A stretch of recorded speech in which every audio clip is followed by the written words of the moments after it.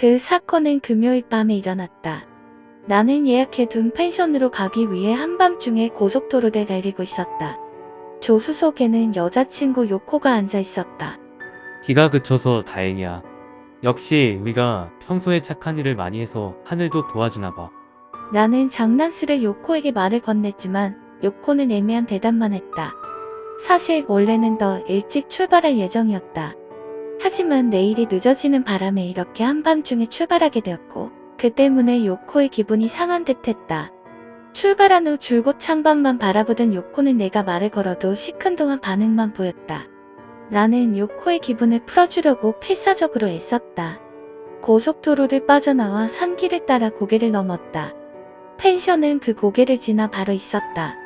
다행히 요코의 기분도 조금 나아진 듯했고 평소처럼 밝게 대화를 이어갔다.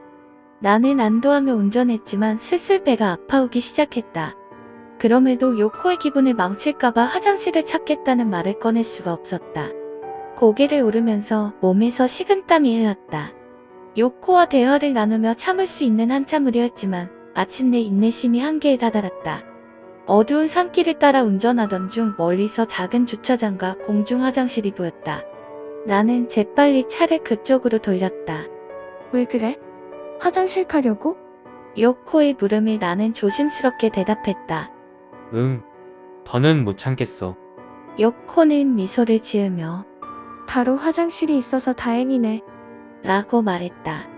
그녀의 말에 안도하며 차를 멈췄다. 어두운 주차장에는 가로등 하나만 켜져 있었고 다른 차는 보이지 않았다. 나는 요코를 차에 남겨두고 낡고 어두운 화장실로 들어갔다. 화장실 안은 불이 꺼져 있었고 달빛이 창문을 통해 희미하게 들어올 뿐이었다. 나는 라이터를 켜고 천천히 안을 둘러보았다. 벽에 붙어있던 스위치를 찾아 불을 켜니 오래된 형광등이 깜빡이며 창백한 빛을 뿜었다. 소변기가 있는 벽 옆에 3개의 칸이 있었는데 마지막 칸은 자물쇠로 잠겨 있었다. 나는 두 번째 칸을 선택해 들어갔다. 가볍게 용물을 본 후 바지를 올리려는데 입구 쪽에서 인기척이 느껴졌다. 발소리가 칸막이 앞에서 멈췄고 나는 무심코 침을 삼켰다. 불안감에 사로잡힌 채 칸막이 아래로 내려다보니 맨발에 두 다리가 보였다. 그 순간 온몸에 소름이 돋았다.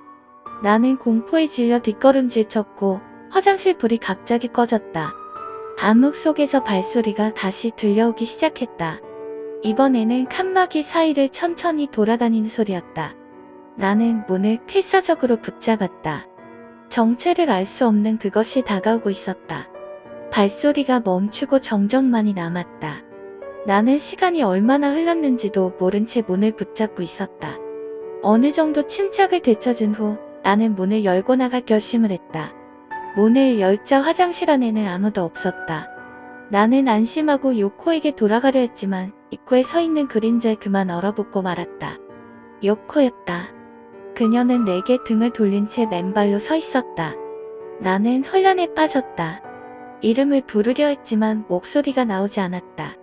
요코는 나를 등진 채 그대로 숲속으로 걸어갔다. 나는 필사적으로 요코를 쫓기 시작했다.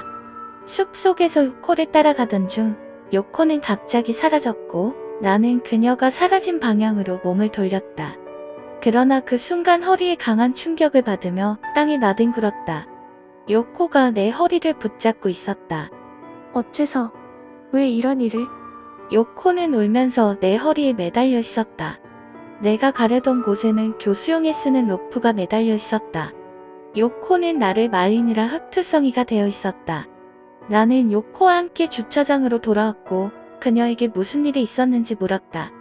요코는 내가 화장실에서 돌아오지 않길래 걱정이 되어 보러 갔더니 내가 숲으로 들어가는 걸 보고 따라왔다는 것이었다.